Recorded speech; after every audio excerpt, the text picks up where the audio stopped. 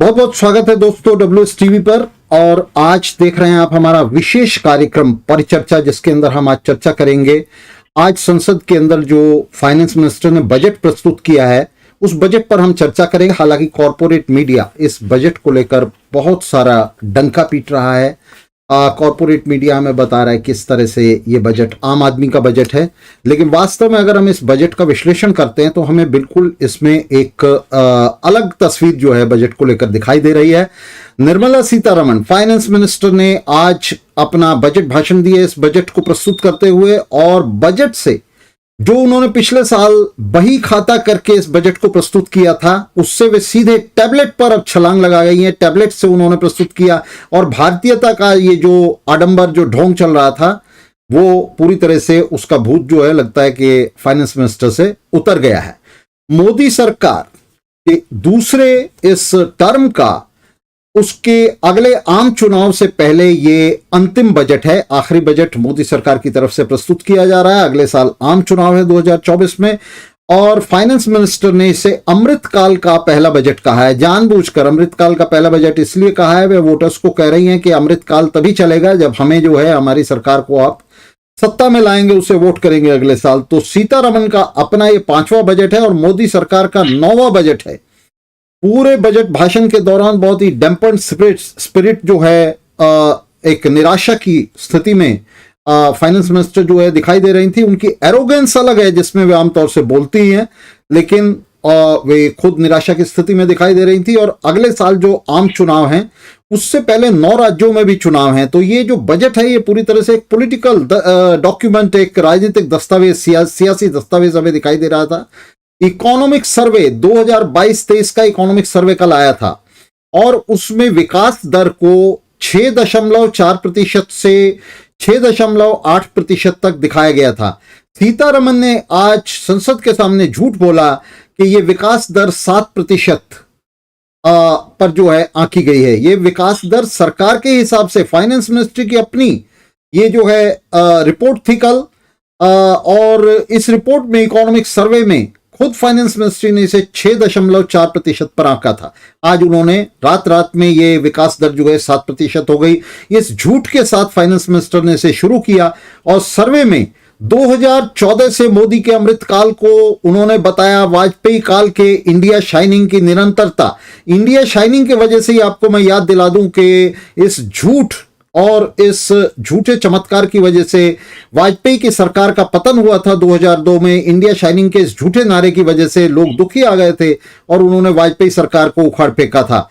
उन्होंने संकटों का जिक्र किया कि क्या क्या संकट वाजपेयी के सामने थे, क्या क्या संकट मोदी जी के सामने हैं, और इन संकटों को बहुत ही हास्यास्पद ढंग से उन्होंने जो है प्रस्तुत किया। बढ़ते मासिक खर्च, आम आदमी के बढ़ते मासिक खर्च, महंगाई, मुद्रास्फीति और बेरोजगारी के बीच बजट में निर्मला सीतारमण तरह तरह की डींगे हाँक रही थी। प्रति व्यक्ति आय उन्होंने कहा कि 1.97 लाख हो गई है। 9 सालों में ये 2 गुनी हो गई है। कोई बड़ा चमत्कार नहीं है 1 दशक के अंदर 2 गुनी हो जाना। और ये प्रति व्यक्ति आय भी जो है ये अडानी की और सबसे गरीब रिक्शा वाले की आय का औसत है। तो ये बहुत ही गलत तरीके से उन्होंने सारे मामले को प्रस्तुत किया। भारत की अर्थव्यवस्था 9 सालों से, उन्होंने कहा कि इन 9 सालों में 10वें से 5वें नंबर पर आ गई है, और इसके साथ ही महंगाई, बेरोजगारी और मुद्रास्फीति का उन्होंने जिक्र तक नहीं किया। अर्थव्यवस्था तो आ गई है, लेकिन इस अर्थव्यवस्था का लाभ किसे मिल रहा है? आम आदमी तो इसके अंदर बहुत ही बुरी तरह से पिट रहा है। बजट से महंगाई, बेरोजगारी और मुद्रास्फीति बढ़ेंगे, ऐसा विशेषज्ञों का दावा है।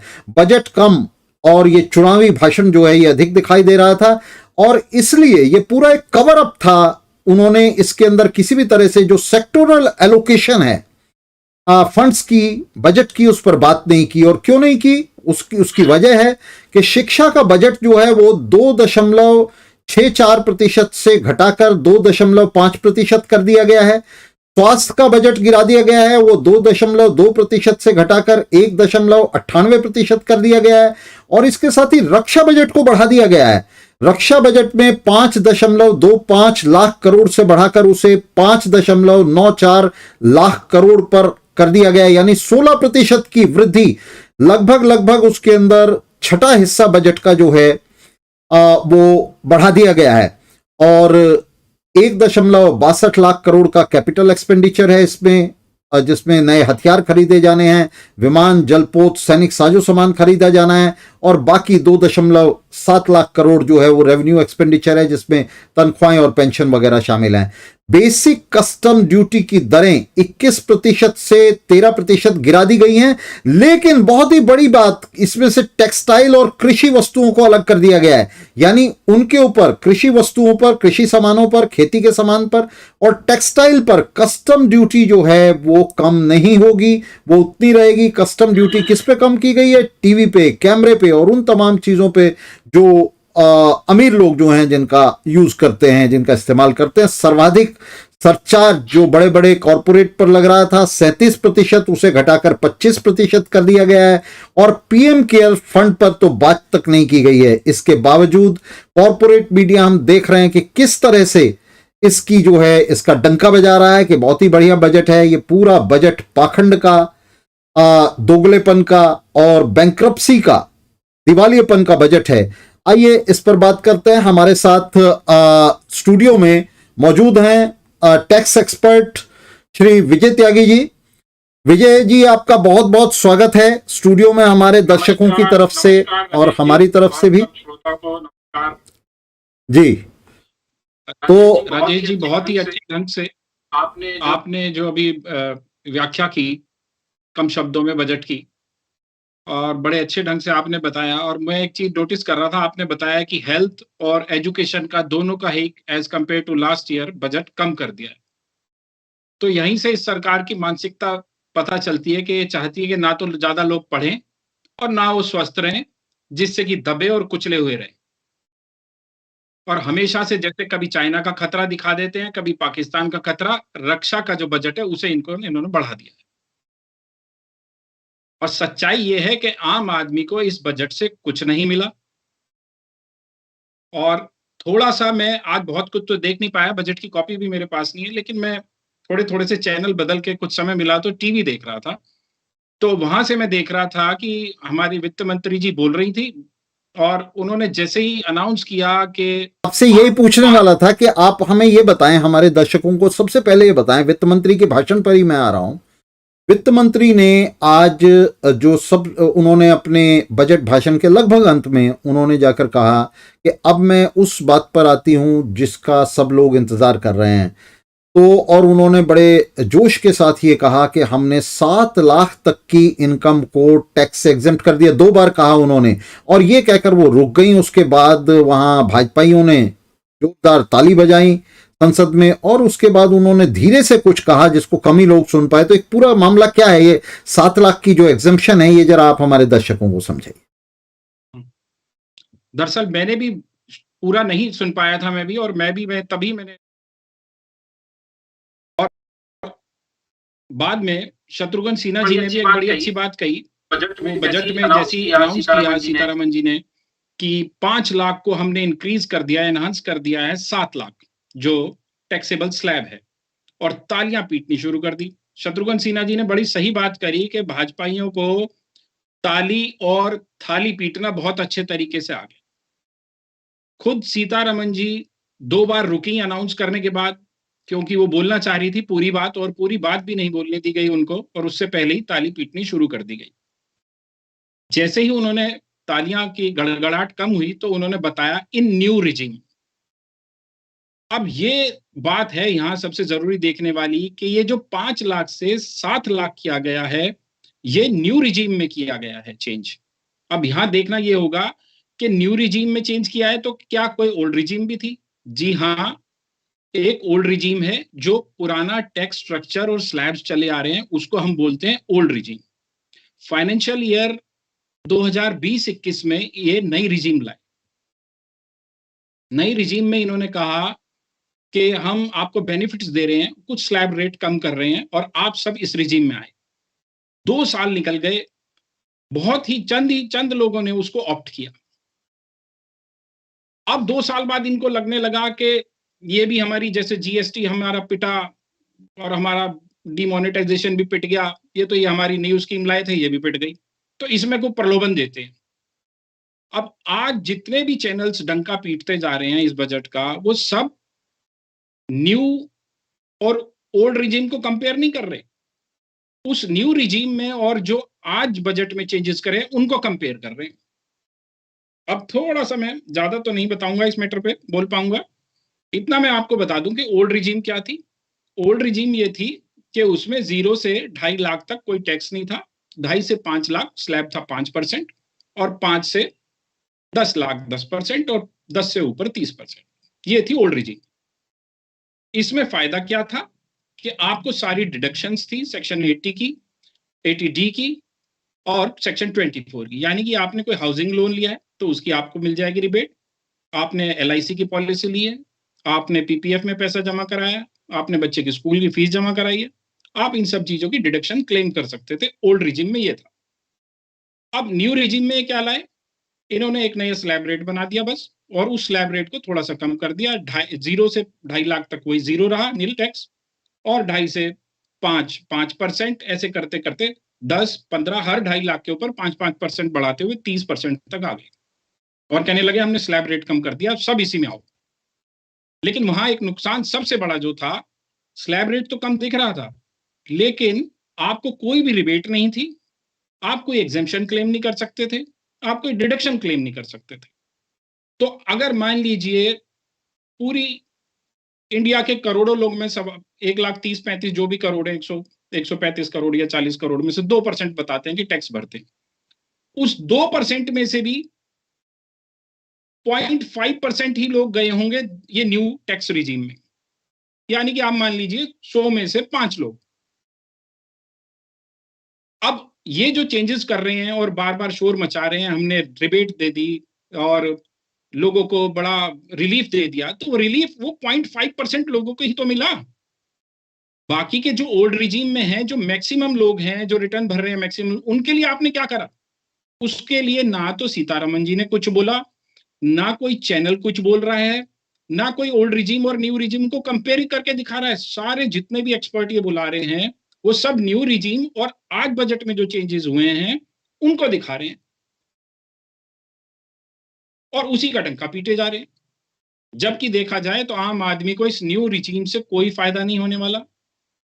हाँ, मैं एक आपको छोटा सा उदाहरण दे देता हूं। ओल्ड रिजिम में मान लीजिए, अब आप एक सवाल बार बार लोग मुझसे भी पूछ रहे हैं, ये आ रहा है कि जी पहले तो उन्होंने बोला कि 7 लाख तक कोई टैक्स नहीं है, फिर बाद में उन्हें स्लैब रेट बताने शुरू कर दिए, तो ये क्या चीज है?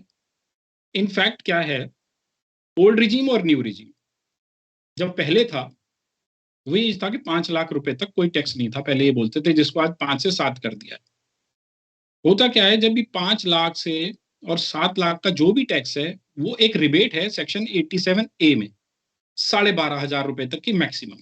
तो 5 लाख रुपए के ऊपर 12,500 रुपए टैक्स बनता है, तो वो इनफैक्ट 0 हो जाता है रिबेट मिलने के बाद टैक्स, और ये ऐलान कर देते हैं कि 5 लाख तक कोई भी टैक्स नहीं देना पड़ेगा। इनफैक्ट टैक्स बनता है 2.5 लाख से और 5 लाख के बीच में, जो 2.5 लाख है उसके ऊपर 5% लग के 12,500 रुपए टैक्स बनता है, पर वो रिबेट के माध्यम से सेक्शन 87A में जो मिलती है उसके माध्यम से वो 0 हो जाता है और टैक्स नील हो जाता है। ये ओल्ड रिजिम और न्यू रिजिम जो 2020 में आई थी, दोनों में ही था। आज इन्होंने जो चेंजेस करे हैं वो सिर्फ करे हैं 2020 में जो आई न्यू रिजिम, उसमें चेंजेस कर दिए, उस 5 को 7 कर दिया।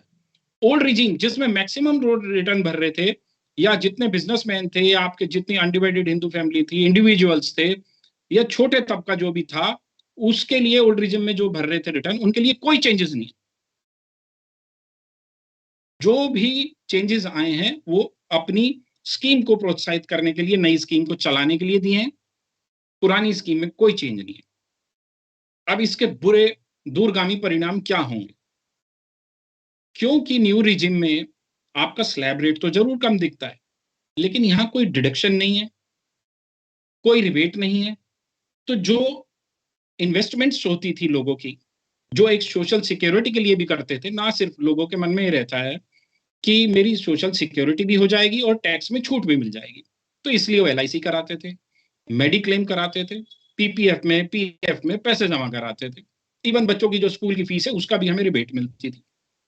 या घर मकान किराया अपना लिया उन्होंने, हाउसिंग लोन है तो हाउसिंग लोन की भी रिबेट मिलती थी।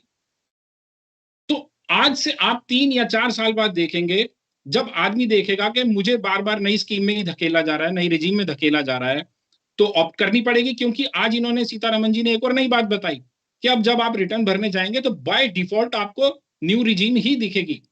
आपको जाना है तो आपको ऑप्ट करना पड़ेगा पुरानी स्कीम में, अदरवाइज आपकी जो डिफॉल्ट बाय सेटिंग आएगी वो न्यू रिजीम की ही आएगी रिटर्न की, जिसमें आपको स्लैब रेट तो थोड़े कम दिखते हैं लेकिन कोई छूट नहीं है। अब छूट ना मिलने के कारण आदमी इन्वेस्टमेंट करना बंद कर देगा, ना वो पीएफ कराएगा ना पीपीएफ में पैसा जमा कराएगा। अब इससे दो मंशा पता चल रही है सरकार की। एक तो वो चाह रही है आप पैसा बचाओ ही मत, खूब खर्चो।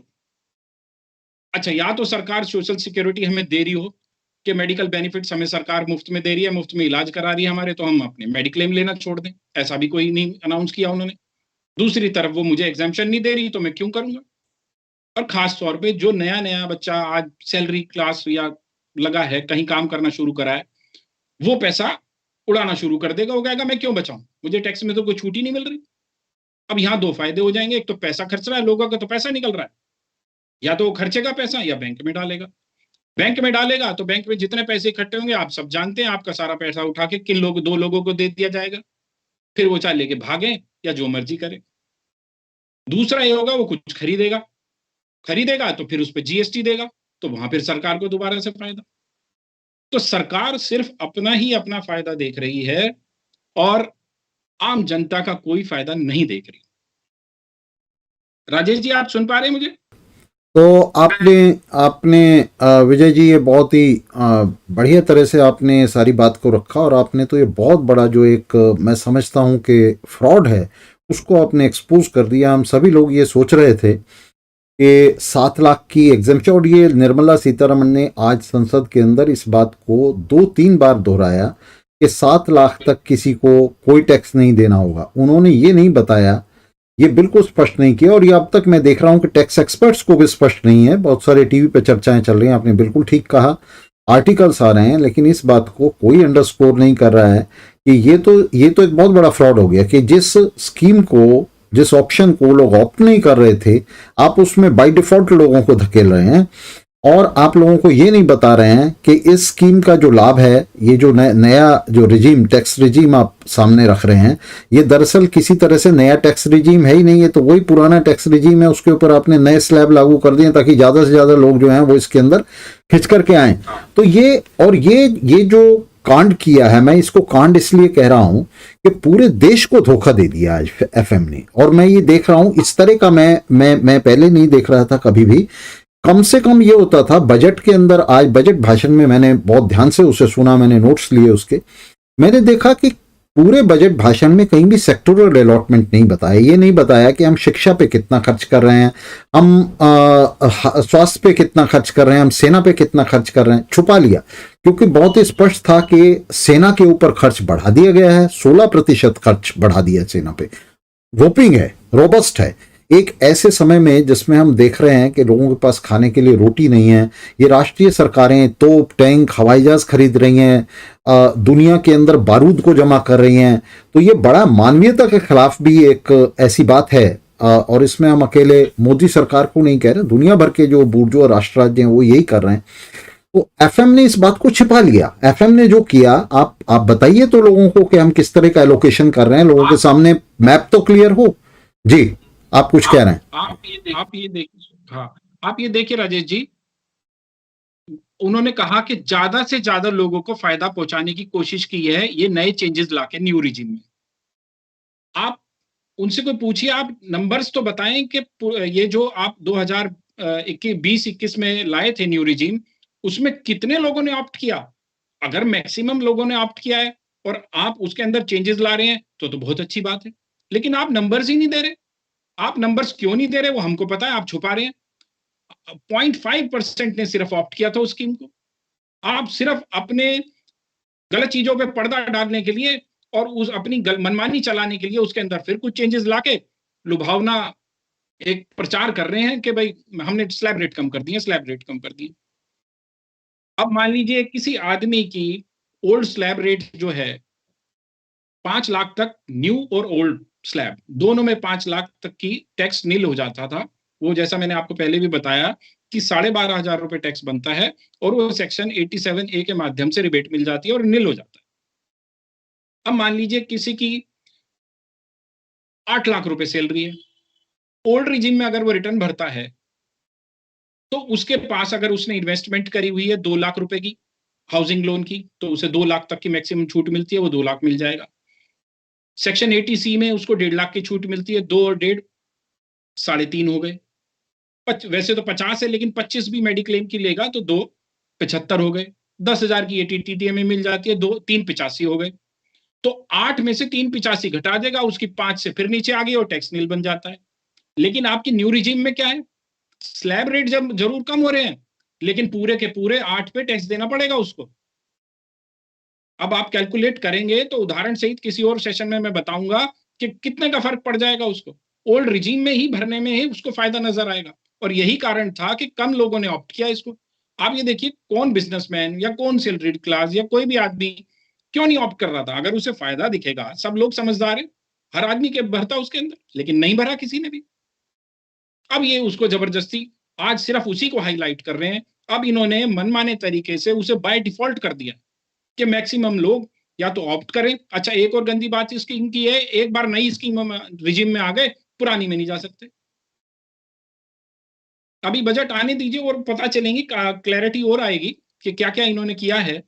क्योंकि अभी जो ये बोलते हैं हर बजट में, मैं देख रहा हूं कि जो बोलते हैं वो होता नहीं है, होता कुछ और है। तो हाँ, ये जो तो बात क्या आपने ये बात आपने बहुत ही मार्के की कही है। पता नहीं हमारे दर्शकों में से कितने लोग ये जानते हैं कि अगर आप एक बार इसमें आ गए तो आप वापस नहीं जा सकते। ये तो एक तरह का इन्होंने ट्रैप लगा दिया, एक जिसको हम बूबी ट्रैप कहते हैं। तो बूबी ट्रैप लगा दिया कि आप एक बार इसमें पैर रखो, उसके बाद तो आपका पैर इसमें से निकलेगा ही नहीं। तो ये तो बहुत बड़ा, मैं समझता हूं कि पूरे देश के साथ, पूरी मेहनत कश के साथ ये एक बहुत बड़ी धोखाधड़ी है। और इसके साथ साथ हम देख रहे हैं, अगर इसके ऊपर हम इसके कैनवस पे नजर डालें, मैंने अभी कोट भी किया कि जो ऊपर के, बिल्कुल ऊपर के लोग हैं जो 37% सरचार्ज दे रहे थे, उनका सरचार्ज घटा के 25% कर दिया है, उनको बड़ी राहत दे दी है। लेकिन जो नीचे वाले लोग हैं उनको ये लॉलीपॉप, एक झुंझुना पकड़ा दिया है कि भाई हमने आपको जो है मिडिल क्लास को खासतौर से ये धोखा दिया है बहुत बड़ा। और मिडिल क्लास इनकी सपोर्टर है, मिडिल क्लास के हिस्से जो हैं उसके सेक्शन इनके सपोर्टर हैं। उसको कितना बड़ा ठगी उसके साथ की है, उसको कह दिया कि हम आपको 7 लाख तक की जो है इसमें वो दे रहे हैं, रिबेट दे रहे हैं, वहां आपको कोई टैक्स नहीं देना है। और मैं आपकी बात से मैं कैलकुलेट कर सकता हूं, इसके लिए कोई बहुत रॉकेट साइंस नहीं है। ये हमें दिखाई दे रहा है कि अगर आप सारी एग्जम्पशंस के ऊपर जो है झाड़ू मार देते हैं तो उसके बाद तो ये लोगों के नुकसान में जा रहा है। ये जो नया रिजीम ये लेकर के लोगों के नुकसान में जा रहा है। जी, आप इन ऑल उसको टोटल करेंगे, आप कैलकुलेशन करेंगे तो आप देखेंगे नुकसान है, सिर्फ नुकसान ही नुकसान है। और कहीं भी किसी भी, शायद एक स्लैब में कहीं थोड़ा बहुत फायदा हो जाएगा 5-10 हजार रुपए का। अदरवाइज इन्होंने 5 स्लैब कर दिए 6 के, और उसमें किसी भी स्लैब में कोई फायदा होता हुआ नजर नहीं आ रहा है। और सबसे बुरी बात मुझे लॉन्ग टर्म की ये लग रही है कि जो जो बेसिक स्ट्रक्चर था हमारे इंडिया का सोशल सिक्योरिटी का, क्योंकि हमें सरकार तो हमें अमेरिका की तरह ना, हमें हमारा हम इंश्योर्ड होते हैं, हमें वो खुद कराना पड़ता है, ना मेडिकल सुविधाएं देते हैं। विदेशों में तो ये देते हैं, अमेरिका इंग्लैंड तो दे रहे हैं। यहाँ तो हमें सब खुद पैसा जोड़ के अपने लिए तो मैं मेडिक्लेम कराता हूँ, मुझे छूट भी मिल जाती है और मुझे एक सिक्योरिटी भी रहती है। और जो मैं पीपीएफ में पैसा जमा कराता हूँ, आधे लोगों ने अपने बच्चों की शादी पीएफ से पैसा निकाल के करी होगी, तमाम उम्र जोड़ते रहे पैसा। अब जब वो देखेगा कि मुझे छूट ही नहीं मिल रही यहाँ पे, वो क्यों इन्वेस्ट करेगा उसमें, और क्यों वो एलआईसी कराने की चाहेगा?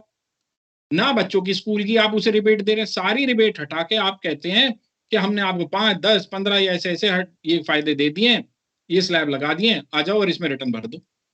तो ये तो एक मनमाना तरीका हो गया और साफ मंशा जाहिर हो रही है। मुझे तो सबसे बड़ी बात है, कोई हमारे वित्त मंत्री से ये पूछे कि आप बिल्कुल अच्छा काम कर रहे हैं, अगर कोई भी काम ऐसा होना चाहिए जो ज्यादा लोगों के लिए हो, अगर ज्यादा लोगों को फायदा पहुंचा रहा है तो जरूर आनी चाहिए, ये स्कीम भी आनी चाहिए। लेकिन ज्यादा लोगों को फायदा पहुंचा रही, तो प्लीज फाइनेंस मिनिस्टर से कोई ये पूछ ले कि आप नंबर्स बता दीजिए हमें कि इतने लोगों को फायदा पहुंच रहा है, इतने लोग हमारे लास्ट ईयर रिटर्न्स भरी थी और वो उनको फायदा पहुंचाने के लिए हमने इस स्कीम में और तब्दीलियां कर दी हैं और लुभावना कर दिया है उसको, आइए और इस वाले रिजीम में भरिए रिटर्न। लेकिन ऐसा कुछ होता नजर नहीं आ रहा, बस बार बार रिपीटेशन चल रहा था, 5 लाख को 7 लाख कर दिया। अच्छा, ओल्ड जो रिजीम थी जिसमें रिबेट भी अलाउड है, वो 5 लाख ही अभी, मतलब वो मैक्सिमम नंबर वाले लोग जो रिटर्न्स भर रहे थे, उन्हें आपने उनके लिए क्या करा? क्या वो देश में नहीं रहते? आप सिर्फ अपना एक ब्रैकेट है कोई आपका, मेरी समझ में नहीं आ रहा क्यों कुछ लोगों को ही केंद्रित करके और उन्हीं को फायदा पहुंचाने की कोशिश की जा रही है। तो आप देखिए राजेश जी इस बारे में क्या हो रहा है यहाँ। तो मैं आपका ध्यान इस तरफ भी खींचना चाहता हूं विजय जी कि मैं देख रहा था पीछे कम से कम 1 महीने से तमाम अखबार और तमाम लोग ये कह रहे थे, ये लिख रहे थे वो बार बार कि इस बार बड़ी आशाएं हैं, अंतिम बजट है ये, इस सरकार का अगले साल चुनाव है और इस चुनाव के बीच में भी, आम चुनाव के बीच में लगभग 6 राज्यों में और चुनाव होने वाले हैं, विधानसभा चुनाव है 9 राज्यों में, 6 में नहीं 9 राज्यों में विधानसभा चुनाव है। तो ऐसा लग रहा था कि सरकार अपनी पूरा जोर लगाएगी आम आदमी को खुश करने के लिए और एक ऐसा बजट आएगा जिसमें और कुछ नहीं, चलो उनको अपीज ही करने के लिए आएगा, एक ही बजट आएगा। लंबे समय से टैक्स स्लैब बढ़ाए नहीं गए हैं, तो ऐसा लग रहा था कि टैक्स स्लैब बढ़ाएंगे। वो ये प्रिडिक्ट कर रहे थे कि ये जो 2.5 लाख की टैक्स सीमा है ये कम से कम 5 या 6 लाख तक वो कह रहे थे कि इसको सरकार बढ़ाकर ले जाएगी अब इस अंतिम बजट में, क्योंकि पीछे नहीं बढ़ाया तो एक लीप ओवर करेगी, एक छलांग लगाएगी, ये आशा थी। तो जो आप जिस हिसाब से बता रहे हैं, यहां तो एक पैसा भी नहीं बढ़ाया उसमें स्लैब में, और उल्टा जो नया रिजीम ला रहे हैं ये तो लोगों के ऊपर सर्जिकल स्ट्राइक हो गई सरकार की। तो क्या क्या कहते हैं आप इसके बारे में? बिल्कुल सर्जिकल स्ट्राइक है ये। और आप ये देखिए कि आप आगे, मैं जो देख रहा हूं मुझे नहीं लगता लोग इसको बाय डिफॉल्ट जरूर है, लेकिन अगर इन्होंने ऑप्शन दी हुई है, जैसा ये कह रहे हैं कि ऑप्शन दी है, लोग अभी भी आने वाले सालों में भी ओल्ड रिजीम में ही अपनी रिटर्न फाइल करेंगे, क्योंकि इतनी लॉन्ग टर्म इन्वेस्टमेंट की हुई है भारत में सब लोगों ने। अगर मैं LIC लेता हूं तो मेरी 20-20, 25-25 साल की LIC होती है, मेरे PF में रेगुलर पैसे जमा हो रहे होते हैं। मैं मेडिक्लेम छोड़ सकता हूं क्या? मैं हर साल मुझे मेडिक्लेम कराना ही होगा। और आजकल तो इतना मेडिक्लेम महंगा हो गया है कोरोना के बाद से, आप 2 आदमियों का भी कराओ 10 लाख का तो 50,000 वो आता है। तो वो जो मेरी इन्वेस्टमेंट जारी थी वो एकदम तो खत्म नहीं हो जाएंगी ना। तो मैं क्यों जाऊंगा नई स्कीम में और मैं अपनी ये सारी इन्वेस्टमेंट्स खराब कर दूंगा? इसका मतलब मैं मेरी 3-3.5 लाख या 2.5 लाख रुपए हर साल जिसका मैं बेनिफिट भी ले रहा था और सोशल सिक्योरिटी भी मिल रही थी, वो सब मेरा रह जाएगा। तो ये चाहे कितना भी शोर, हाँ ये बात जरूर है, हर आदमी को बड़ी उम्मीद थी इस बजट से, और लोग ये भी सोच रहे थे क्योंकि लास्ट बजट है, नेक्स्ट तो इंटरिम बजट आएगा नेक्स्ट ईयर, तो सरकार इस बार वोट लेने के लिए चाहे पर ऐसा काम जरूर करेगी जिससे लोगों को बेनिफिट मिले। पर हो क्या रहा है? फायदा दिखा तो रहे हैं पर फायदा हो नहीं रहा है। आप ये देख लेना, आज पूरे दिन फॉल्स प्रोपेगेंडा चला है और आगे तक अब यही चलता रहेगा। शायद 1-2 हफ्ते में लोगों को जब रिटर्न भराने मार्च के बाद जाएंगे तब क्लैरिटी आनी शुरू होगी कि ये यार ये तो कोई फायदा नहीं हो रहा। पिछले 2 सालों में भी क्या हुआ? लोगों ने कहा अरे मजा आ गया, 5 लाख तक छूट मिल गई, 5 लाख तक कोई टैक्स नहीं है, 5 लाख तक कोई टैक्स नहीं है। लेकिन जब आते थे, जब हम कैलकुलेट करके देते थे उनको, तब उन्हें समझ में आता था, वो कहते थे न्यू रिजीम में तो कोई फायदा नहीं है, पुरानी में भर दो। और यही चीज अब दोबारा भी होने वाली है, आप देख लीजिएगा राजेश जी, कि लोग आएंगे मार्च के बाद जब भी रिटर्न भरने की कोशिश करेंगे, उन्हें तभी क्लियर हो जाएगा कि ये हो क्या रहा है उनके साथ, और वो ऑप्ट करेंगे ओल्ड स्कीम को ही जिसमें उनको छूट मिल रही थी। लेकिन विजय जी मेरी चिंता यह है कि जब तक ये सब होगा और लोगों के सामने पर्दाफाश होगा ये मोदी सरकार के इस इतने बड़े झूठ का, किस तरह से निर्मला सीतारमण ने झूठ बोला था, तब तक 9 राज्यों में चुनाव निपट चुके होंगे और मोदी सरकार उसकी फसल काट चुकी होगी ये कहकर कि हमने 7 लाख का जो है लोगों को ये रिबेट दे दी है। और मैं एक बात की तरफ आपका और भी ध्यान खींचना चाहता हूं जो आप हमारे दर्शकों को बताएं कि ये जो कह रहे हैं कि हम ऑप्शन देंगे, मान लीजिए ऑप्शन देते भी हैं, तो क्या ये ऑप्शन उन लोगों के लिए खुला रहेगा जो पहले, इससे पहले ऑप्ट कर चुके हैं पहली इनके नए रिजीम में? उनके लिए शायद नहीं खुला रहेगा, क्योंकि नए रिजीम से तो आप बाहर वापस ओल्ड में आ ही नहीं सकते। जिन्होंने लास्ट ईयर न्यू रिजीम कर दिया वो तो न्यू में रहेंगे। अब ये कहते हैं जो 10 लोग न्यू रिजीम में आ गए थे ना, उनको आज बेनिफिट दे दिया इन्होंने। 100 में से अगर 10 लोग पुरानी न्यू रिजीम में आ गए थे सपोज पिछले 2 सालों में, उन्होंने चेंजेस कर दिए, उनके लिए स्लैब रेट कम कर दिए। यानी कि आपने अगर फायदा पहुंचाया भी तो सिर्फ उन 10 लोगों को पहुंचाया। जो 90 लोग थे जिन्होंने ओल्ड रिजीम में भरा, उनके लिए आप प्लीज मुझे बता दीजिए कि आपने क्या किया। नथिंग। कोई स्लैब रेट में चेंज नहीं किया है, कोई एग्जेम्पशंस नहीं फालतू बढ़ाई हैं, कुछ भी नहीं किया, उसको टच ही नहीं किया। आप दोबारा से सुन लीजिए बजट, एक शब्द भी बोला ओल्ड रिजीम के बारे में सीतारमन जी ने? कुछ नहीं बोला उन्होंने। वो बोल ही नहीं सकती क्योंकि कोई चेंज ही नहीं करा। कोई चेंज किया होता तभी तो कोई बताए, आदमी कंपैरिजन दे। अच्छा, कुछ भी होता है तो आदमी बजट में, मैं देखता हूं पिछले लास्ट फाइनेंशियल ईयर में भी अभी बताते हैं कि ये हो रहा था, आम ज्यादा लोगों को फायदा पहुंच रहा था तो हमने सोचा और इसको बढ़ावा दिया जाए स्कीम का। पर यहां तो वो नंबर ही नहीं बता रही कि कितने लोगों को फायदा था, वरना शुरुआत ऐसे होनी चाहिए थी कि 5 करोड़ जितनी भी लास्ट ईयर रिटर्न भरी गई हैं उसमें से 4.5 करोड़ या 4.25 करोड़ लोगों ने न्यू रिजीम में भरी थी रिटर्न, तो हम लोगों को पसंद आ रही है और हम इसमें और बेनिफिट दे रहे हैं लोगों को। पर ऐसा तो कुछ है ही। अब ना जाने किसको फायदा पहुंचाने के लिए हो रहा है।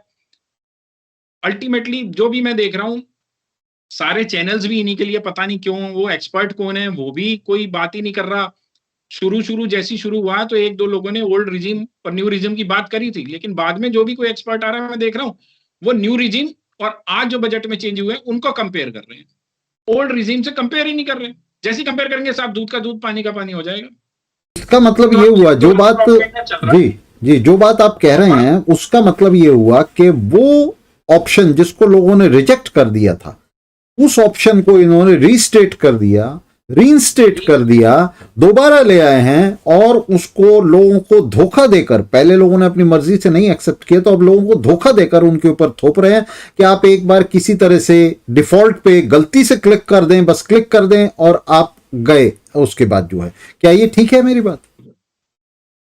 बिल्कुल आप ठीक कह रहे हैं, यही इनका है मंशा। अच्छा, होगा क्या? कुछ ऐसे लोग हैं जिनकी 4.5 लाख रुपए या बहुत बहुत ही नीचे का तबका है, 5 लाख रुपए इनकम ही उतनी है, तो उसको तो देखो न्यू रिजीम में आए पुरानी रिजीम में आए, उसको तो दोनों बराबर है। जिस आदमी की है ही 5 लाख से नीचे तो उसको तो पहले भी टैक्स नहीं लग रहा था, आज भी नहीं लग रहा है। अब आपने जो चेंजेस कर दिए, 7 लाख कर दिया, आप पुरानी वाली में भी 7 लाख कर देते तो पुराने वाले को भी फायदा मिल जाता और नई स्कीम वाले को भी, लेकिन आपने नहीं किया। आप चाहते हैं सिर्फ आप ही की बात मानी जाए, पुरानी वाली में नहीं दिया इसलिए कोई अनाउंसमेंट नहीं की और इसमें 7 लाख कर दिया आपने। अब वो 5 से और 7 लाख का झूठ इनका कब तक चलेगा, कितने दिन चलेगा, उसमें लोग रिटर्न भी भरवा देंगे, देख लेना आप। और बहुत सारे लोग उस ब्रैकेट में आ भी जाते हैं कि भाई हाँ चलो मेरा तो है ही 5 लाख रुपए तनख्वाह या 6 लाख रुपए, वही टैक्स बनेगा, उसमें 87 की डिडक्शन है।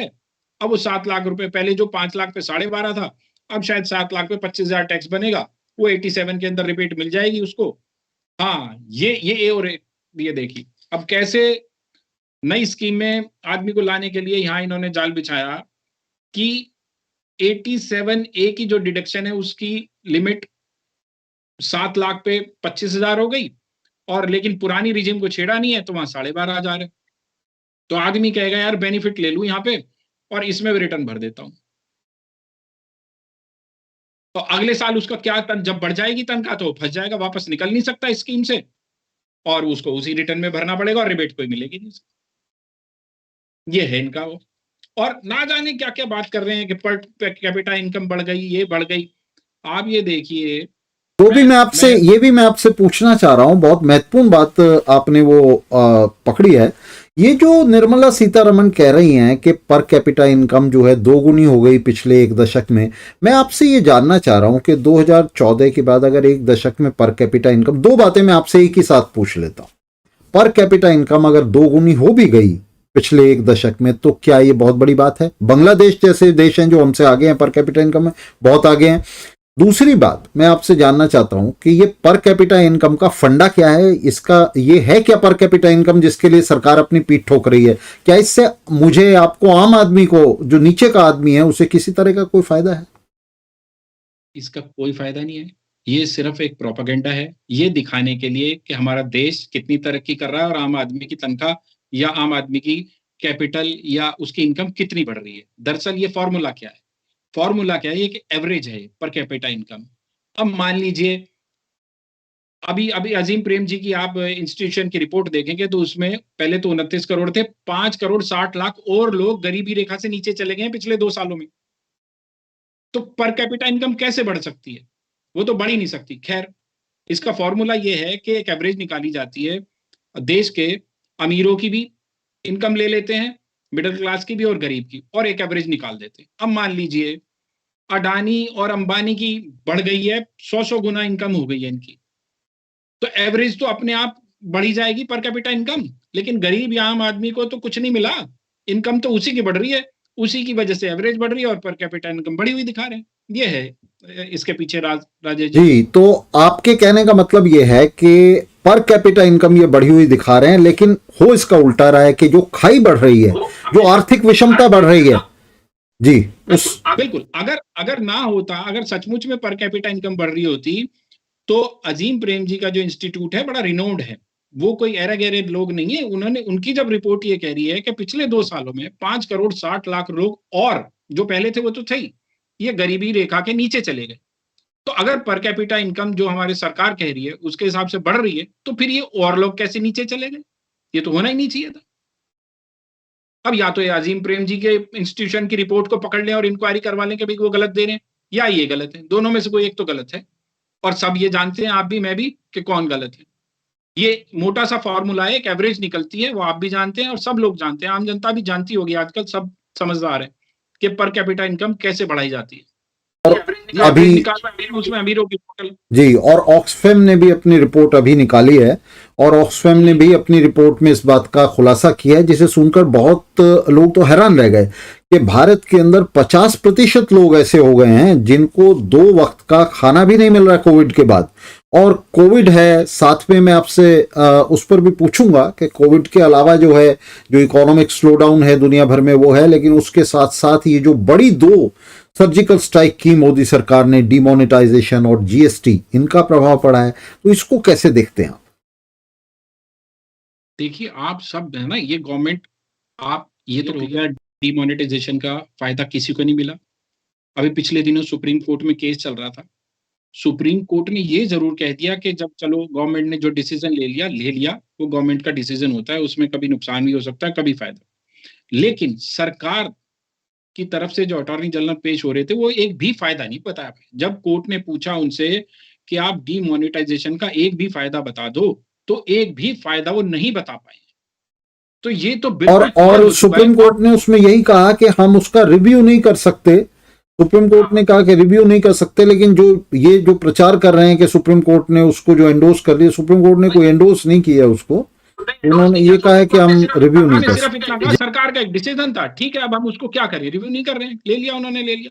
लेकिन आप ये देखिए कि खुद मोदी जी भी अपनी, जब, या मोदी जी की जितने भी मंत्री हैं, जब भी कभी अपने काम या दिखा रहे होते हैं, इन्होंने जो करा हुआ है उसमें डीमोनेटाइजेशन को अपनी क्रेडिबिलिटी शो करने के लिए कभी भी ये नहीं सामने लाते, यानी कि ये भी मान चुके हैं कि वो हमारा एक कदम गलत ही कदम था।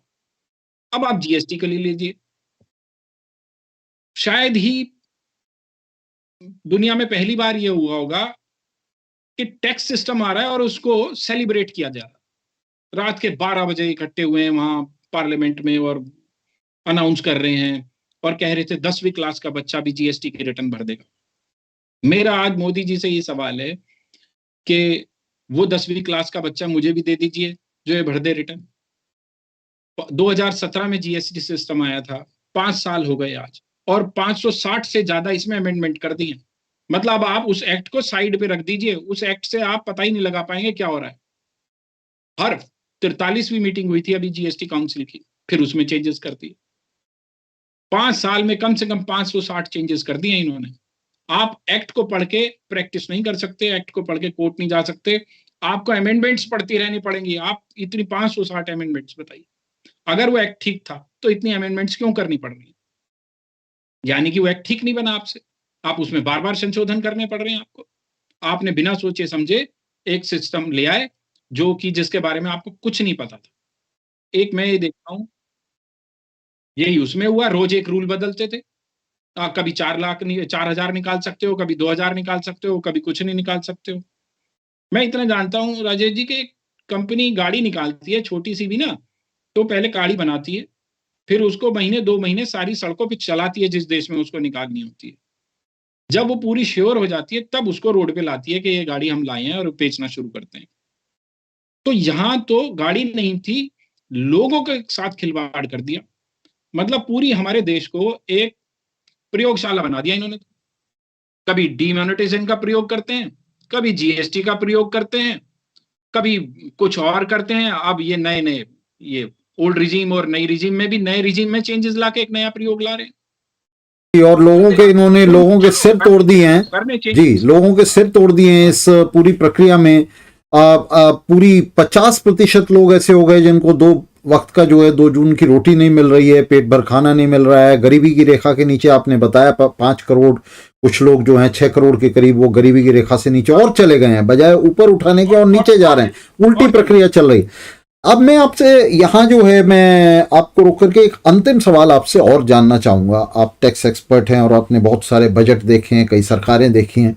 मैं आपसे ये जानना चाहूंगा इसमें कि निर्मला सीतारमण ने इस बजट में एक और मार्केट का काम किया है। उन्होंने क्या किया है, मैं आज उनका भाषण पूरा सुन रहा था, उन्होंने क्या किया है वो कह रही हैं, मैं उदाहरण के लिए कहता हूं कि एकलव्य स्कूल जो हैं, जो रेजिडेंशियल स्कूल हैं, वो कह रही हैं कि उनके लिए हम 38,000 टीचर्स की भर्ती करेंगे। उन्होंने कहा कि हम अगले 3 सालों में करेंगे। ये जो बजट हम जो सरकारें प्रस्तुत करती हैं 1 साल का करती हैं, 1 साल का बजट होता है, उसके बाद बजट होता है उसके। तो ये जो पंचवर्षीय योजनाएं हैं या त्रिवर्षीय योजनाएं हैं, ये बजट के अंदर कैसे शामिल कर रही? इसमें सरकार के हाथ खुल जाते हैं। आपने आज घोषणा कर दी, आज लोगों का आपने विश्वास जीत के हम ये कर रहे हैं, हम ये कर रहे हैं, ये कर रहे हैं, और आपकी मर्जी, आप अगले 2 साल कुछ भी मत करो, आप कहो हम तो तीसरे साल में करेंगे जी, इसको हमने 3 साल की बात की थी। तो क्या ये 3 साल का बजट है या 1 साल का बजट है? और एफएम इस तरह की धोखाधड़ी कैसे कर सकती है, ये मैं आपसे जानना चाहता हूं। राजेश जी, ये धोखाधड़ी पहली बार नहीं हो रही है। आप लास्ट ईयर के एलोकेशन देखेंगे, अनाउंस करने के लिए कुछ भी कर दें। इस वक्त मेरे पास डाटा नहीं है, वरना मैं आपको बताता। जितने भी इन्होंने लास्ट ईयर बजट प्रोविजंस करे थे, उन सब के अंदर आज की डेट तक इन्होंने अभी भी 70,000 करोड़ रुपए जो हैं वो कम खर्च किया है। और अब ये खर्च भी नहीं सकते क्योंकि मैंने बजट दूसरा पेश कर दिया आज इन्होंने। ये हर जो इन्होंने बोला था कि यहां इतना करेंगे, यहां इतना करेंगे, कहीं भी पूरा नहीं खर्च पाए। तो ऐसी अब ये इनको अनाउंस करना, इनके लिए एक तरीके से बजट जो है एक लुभावना, मतलब सपना दिखाना है चुनाव से पहले। अब ये टीचर्स की भर्ती भी कर देंगे, ये फियर मॉन्गरिंग करा के कह देंगे कि हमें चाइना से, पाकिस्तान से खतरा है और हम रक्षा का भी बजट बढ़ा रहे हैं। और अनाउंस करने की बात है, आप जो मर्जी अनाउंस कर दीजिए, वो पूरी तो हो ही नहीं पाती। आप उठा लीजिए डाटा, इस वक्त मेरे पास नहीं है, मैं नेक्स्ट सेशन में लेके आ जाऊंगा अगर आप कहेंगे तो सारी चीजें। जो भी इन्होंने प्रपोजल अनाउंसमेंट की हैं लास्ट ईयर की, वो लास्ट बजट की, वो भी है, उसमें पूरा जो भी फंड एलोकेट किया था नहीं खर्च पाए हैं। किसी भी मिनिस्ट्री का नहीं खर्च पाए हैं, किसी भी डिपार्टमेंट, एजुकेशन में नहीं खर्च पाए, इवन रक्षा का जो ढोंढेरा पीटते हैं उस पर भी नहीं खर्च पाए, ना हेल्थ पे खर्च पाए, किसी भी सेक्टर पे जो अनाउंसमेंट हुई थी नहीं खर्च पाए। तो ऐसे ही अब इन्होंने ये भी अनाउंसमेंट कर दी है। आप ये फॉल्स प्रोपेगेंडा है, फॉल्स अनाउंसमेंट्स हैं, कमिटमेंट तो नहीं कह रहे, अभी अनाउंस करा है। बाकी और बजट की कॉपी आ जाएगी और छन छन के आ जाएंगी सारी बातें सामने कल परसों में, तो क्या कह रही हैं और लिख क्या रही हैं। होता ये है, बोलते कुछ है, होता कुछ है। जी, तो ये नए बजट की तो कॉपी आ जाएगी, उसके ऊपर आपसे जरूर हम बात करेंगे, आपको फिर बुलाएंगे। लेकिन ये जो आपने बहुत ही आपने महत्वपूर्ण बात इसमें कही है कि पिछले बजट में 70,000 करोड़ रुपए का खर्च जो एलोकेटेड बजट था, उसको भी सरकार ने खर्च नहीं किया। तो आप घोषणाएं कर दो, एलोकेशन कर दो और पैसे को अपनी जेब में डाल लो, उसको जनता तक जाने मत दो। और जब बात आती है बड़े कॉरपोरेट को सॉप्स देने की, उनको बेल आउट पैकेजेस देने की, तो वो बजट से बाहर भी उनको दे दिए जाते हैं। और जनता के लिए जो सोशल स्कीम्स के लिए जो बजट एलोकेट होता है वो भी नहीं दिया जाता, नहीं दिया जाता। तो इसको बात है थोड़ा सा ना, हमारा मीडिया, लोग तो नहीं बोलते पर मीडिया को लोगों की आवाज बनना चाहिए, वो भी नहीं उठा रहे। आज जिस तरीके से मैं देख रहा था, कोई जो पूछने वाले क्वेश्चंस हैं बजट के ऊपर, कोई पूछ ही नहीं रहा है। बस वो एक दिखा दिया है 5 से 7, सुबह से आप देख लीजिए 5 लाख से 7 लाख, 5 लाख से धमाका धमाका कोई ऐसे चला रहा है, बहुत बड़ा फायदा दे दिया, बहुत बड़ी राहत दे दी, जैसे लोगों की उम्मीद थी पूरी कर दी। वहां भी तालियां पीट दी, पार्लियामेंट में बाहर भी पीट रहे हैं। तो इस तरीके से ये करते हैं प्रोपेगेंडा। और वो ये है कि जैसे वो हिटलर जीता करता था ना इलेक्शन फॉल्स प्रोपेगेंडा करता था और मशीनरी सारी उसके हाथ में होती थी, चाहे वो मीडिया हो, लेजिस्लेशन तो है ही इनके हाथ में। अब आप देख लीजिए कि जुडिशरी पे भी टूट पीछे पड़ रहे हैं कि कॉलेजियम को लेके, तो ये चाह रहे हैं वो भी इनके हाथ में और आ ये जाए। पूरा पूरा हम देख रहे हैं कि जो कॉरपोरेट की ताकत है उसका मीडिया पूरा ये मोदी सरकार को जो है आंख बंद करके सपोर्ट, उनके झूठ को सपोर्ट कर रहा है। मैं एक आखिरी सवाल जो है आपसे करके उसको जो है खत्म करूंगा आज के शो को। तो आप विजय जी हमें ये बताइए कि ये जो लोग हैं जिनकी आपने बात की, 50% लोग हैं जिनको खाना नहीं मिल रहा है, 30% के करीब लोग हैं जो गरीबी की रेखा से नीचे हैं, आपने कहा कि उनको ना नई स्कीम से मतलब है ना पुरानी से, वो तो नीचे ही हैं। क्या इनके लिए पूरे बजट के अंदर कोई कुछ किया है सरकार ने, किसी तरह की कोई घोषणाएं भी की हैं, कुछ भी इनके लिए कोई एलोकेशंस कुछ किया है? ये क्वेश्चन तो इनफैक्ट मेरा राजेश जी आपसे है, क्योंकि मैं थोड़ा सा ये टैक्स वाले को ही देख पाया, पर आपने अच्छे तरीके से आज बजट को सुना भी है, जिस ब्रीफिंग जो आपने शुरू में की। तो इनफैक्ट इसका जवाब मैं आपसे ही चाहता हूं कि आप बताएं कि उनके लिए, मुझे क्योंकि जहां जितनी भी मैंने न्यूज थोड़ी थोड़ी देखी, कहीं भी मुझे ये समझ नहीं आया कि उन गरीब लोगों के लिए कुछ किया हो। पुअर तो वर्ड ही इस्तेमाल नहीं करा है। आप ये देखिए, शायद 1 या 2 बार पुअर वर्ड इस्तेमाल हुआ है, इक्वालिटी कहीं इस्तेमाल नहीं हुआ वर्ड। तो जो हर बजट में होना चाहिए या हर देश में होना चाहिए कि इक्वालिटी हो और पुअर्स को और रिच करा जाए, वो तो वर्ड ही नहीं इस्तेमाल हुए हैं शायद। इसमें 2-3 चीजें बताई और वो बड़ी महत्वपूर्ण हैं कि इसमें जहां कृषि सेक्टर के अंदर भी, एग्री सेक्टर के अंदर भी जो सरकार ने एलोकेशन किए हैं, वो तमाम एलोकेशन जो मैंने स्कैनिंग की उनकी तमाम एलोकेशंस ऐसी हैं जो किसानों के हाथ में पैसा नहीं देती, उनके हाथ में। एग्री सेक्टर में भी मसलन इन्होंने क्या किया कि कोल्ड स्टोरेज के लिए पैसा दे रहे हैं। ये सारे वो हैं जो इंडस्ट्रियल इन्वेस्टमेंट है एग्री सेक्टर में, किस तरह से एग्रीकल्चर सेक्टर को इंडस्ट्रियलिस्ट जो हैं उसके अंदर से मुनाफा खींच सकते हैं। ये जो कृषि कानून आए थे, एक तरह से अब उन कृषि कानूनों को बजट के अंदर इंटीग्रेट कर रहे हैं, उनको चैनल दे रहे हैं इंडस्ट्रियलिस्ट को कि किस तरह से हम आपको जो है फंडिंग दे रहे हैं, आप जाइए और वहां जाकर के जो है गांवों को, खेती को, किसान को जो है किस तरह से चूसना है, किस तरह से इस कैपिटल इन्वेस्टमेंट के ऊपर प्रॉफिट्स लेने हैं। तो सारा वो जो मेरी स्कैनिंग में आ रहा है इस तरह से। और इसके साथ ही साथ मैंने बताया किस तरह से, हाँ, जहां कस्टम ड्यूटी कम की गई है, कस्टम ड्यूटी से भी एग्रीकल्चर प्रोडक्ट जो है उनको बाहर कर दिया गया, मतलब उनको कस्टम ड्यूटी कम होने का लाभ नहीं मिलेगा। तो ये पूरा बजट हमें दिखाई दे रहा है।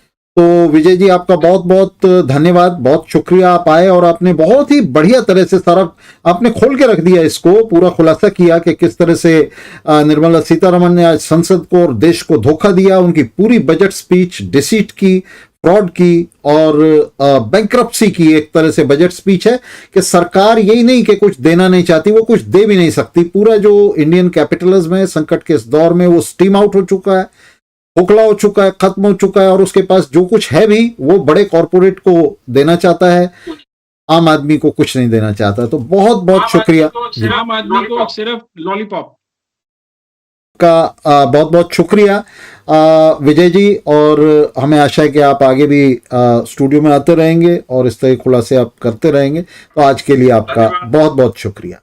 धन्यवाद राजेश जी, आमंत्रित करने के लिए बहुत बहुत शुक्रिया, बहुत बहुत धन्यवाद।